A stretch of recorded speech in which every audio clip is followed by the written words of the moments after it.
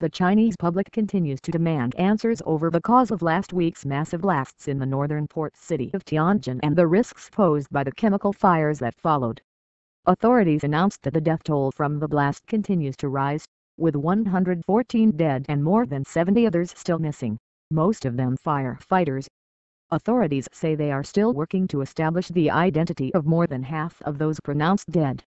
On Monday, dozens of angry residents who saw their homes severely damaged by the blast rallied outside a building where Tianjin officials briefed the news media. Some protesters carried pictures of the injured, whose faces were cut by debris in the blast.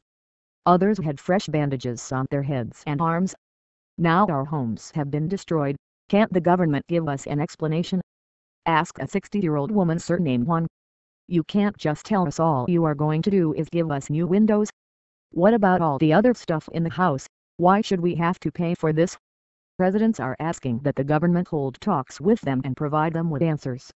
Officials say that an investigation into the disaster is underway and that if any violations are uncovered, punishment will be dealt out accordingly. Many were concerned that the plight of more than 6,000 residents who have been displaced was not being given enough attention. "We just want to say that so far the media hasn't mentioned us. We feel like we've been forgotten. We just want to say that there are still us. That's all," said Li Chang's. At Monday's news conference, it was still unclear what the government plans to do to aid those who have been forced to evacuate their homes in the wake of the incident.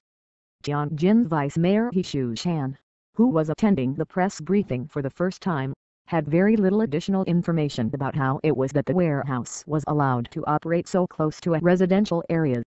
A special task force that has been set up under the State Council will thoroughly investigate and provide answers to questions regarding the distance of residences from the blast site and other questions such as the approval process for the warehouse, he said.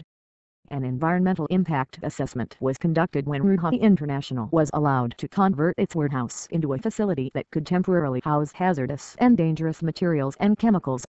And while the review acknowledged risks, it said that the site was safe enough for operations.